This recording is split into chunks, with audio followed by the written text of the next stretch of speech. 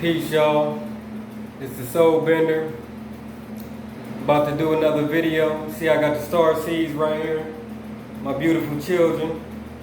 You know what I'm saying? I'm about to dedicate this video to the ancestors, to the ascended masters, benevolent cosmic gods, Orishans, archangels, and the prime source, divine creator of all, where we all come from.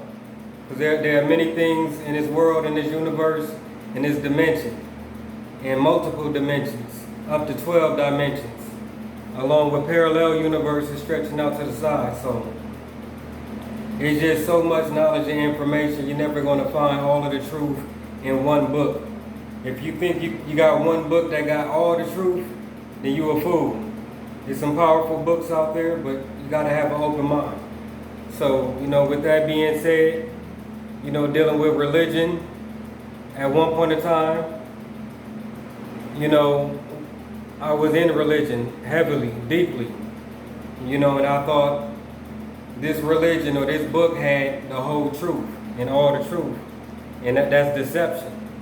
You know what I'm saying? So basically, on a little bit of my brief history, you know, I was a Muslim. I started off in the Nation of Islam, 1990. Boom, jumped over to 5%ers, right? Black man is God, coming into a little bit of truth.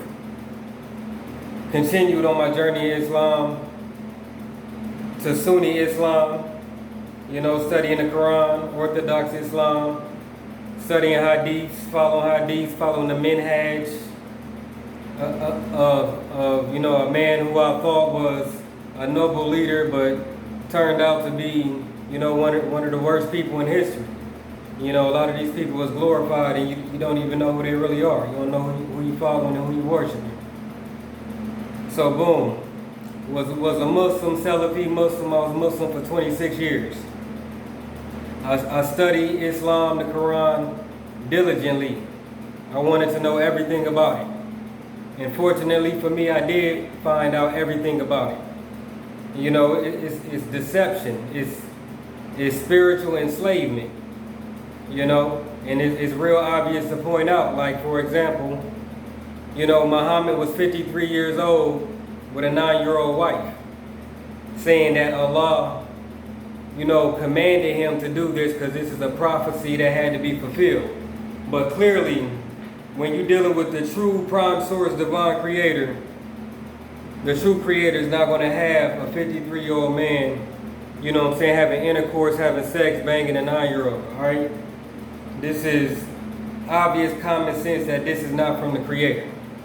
You know, along with plenty other, you know, crazy verses talking about, you know, murdering the non-Muslims in the land. You know what I'm saying? I don't even want to get, you know, too deep into that, but I could save that for a whole nother video. You know, beating your wife, capturing slaves, Islam condones slavery. You know, there was 1,400 years of slavery in Islam that we are not taught about in school. We're not taught about in the religion. When we become Muslims, we still not taught about it. So the Arabs enslaved Africans for 1,400 years is still going on now. Islam was forced on us. That's the only reason, you know, African people, or, you know, the indigenous people of this earth, you know, the natural people, what we call the chosen people in various names. We all know who we're talking about: the sun people, the light people, the God bodies, the descendants of the gods on this earth, who you see sitting in front of you right now. So these religions was forced on us, and they was glorified. But the flaws in them are obvious once you look at it. You know what I'm saying? It's indoctrination, it's mind control.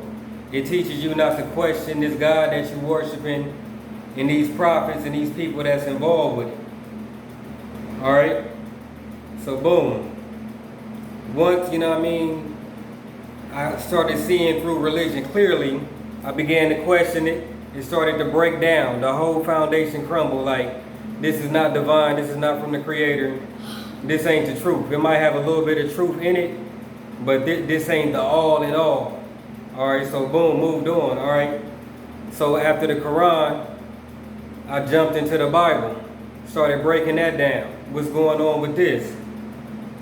Immediately learned about, you know, the Israelite scriptures, that we being the chosen people in the Bible, you know, there's clearly a lot of relations that is talking about us. Okay, the 144,000 chosen people gonna come out of our race, the golden race, because we the chosen race, we the best race on earth. And we the ones that was made in the image and the likeness of the gods. But later on in my journey, going through the Bible, started asking more questions, being the God that I am, because I'm questioning everything. And now the God in the Bible is doing some foul shit too. Enslaving his people, murdering his people. You know, he said, there shall have no other gods but me. I'm saying, okay, so clearly there are other gods. I'm a jealous God. Don't rock with no other gods but me. So obviously there's other gods. So this God's trying to hide something. All right. So, you know, again, I'm seeing consistent flaws in the Bible. You know, a lot of holes. I'm questioning everything, but at the same time, it's still truth in there if you're looking at it, you know, with the esoteric eye. You know, with our third eye and our fourth eye, from a higher dimension and a higher perspective, as it was written. So in my studies and my research and my journey, you know, I started learning about the Anunnaki, because it's verses in the Bible where it clearly states that man was made in the image of the gods, in his likeness, and was given dominion over the earth. All right, and this was before Adam and Eve was created. So later on, another God comes to the earth, who we now call Jehovah or Yahweh, you know, Yahweh, all these names. This God comes down and he creates another man from the dust of the ground and creates a woman from his rib or whatnot, however they want to put it. But it's two creations of people on the earth, scientifically, and it's in the Bible. But, you know, people so religified, they can't see what's written. So, you know, you got to have open eyes, all right?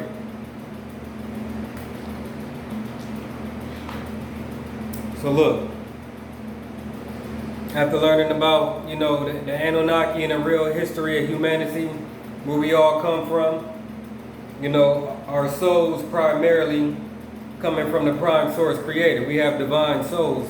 We have that divine spark. We have the potential to become an immortal earth God and an immortal spiritual God. You know, we have great potential to be gods, because that's what we are. You know, so religion it's a trap. It's slavery. It's spiritual slavery. You cannot ask questions. You can't think for yourself. Shit that don't make sense, you can't question it, even if it don't make sense, from common sense to scientific, however you want to put it. Like, it takes away your divine right. It takes away your sovereignty. It takes away your birthright. Okay, it's spiritual enslavement. You know, people out here will go to war. They'll kill people over religion because it's mind control. It's really witchcraft. Religion is black magic. Islam is black magic. Christianity, the Israelites, all that shit. Because it's limited. It's a doctrine. You following a doctrine. You following a limited doctrine, and you cannot look outside of this doctrine. Okay? So you in a box. And if you really look at the Bible as it is written, you will see that the man that they call Jesus, which is not even his real name, people just sound stupid saying Jesus. That name is 500 years old. That's a made up name. All right? So this guy, who in Hebraic terms they call Yahshua, and there's different variations on that, but we just gonna call him Yahshua. This brother was dealing with light body, God body, esoteric wisdom, so-called occultic wisdom. Okay? Because look, if you look at the history of this man, he traveled when he was young. They didn't talk about his young life. When he was 12, he disappeared. Boom. He didn't come back till he was 33, where he was at. He was traveling to other schools of thought. He wasn't stuck in one doctrine, one book. talking about this the truth, and you got to follow these systematic rules. You got to get up at 5 a.m. and pray, and if you don't pray, you're going to burn in hell. That's not from the Creator. That's not spirituality. That's slavery. That's control. That's giving up your energy and your power and your essence to a being. You don't even know what this being is. These gods in the Bible and in the Quran are all Anunnaki gods. Okay? The Elohim in the very beginning are benevolent beings who made us in their likeness and image. And they left. And we was here to rule the earth. Then another God showed up. This Yahweh, Jehovah, Enki, Enlil, Marduk, these guys. Right? Hold on.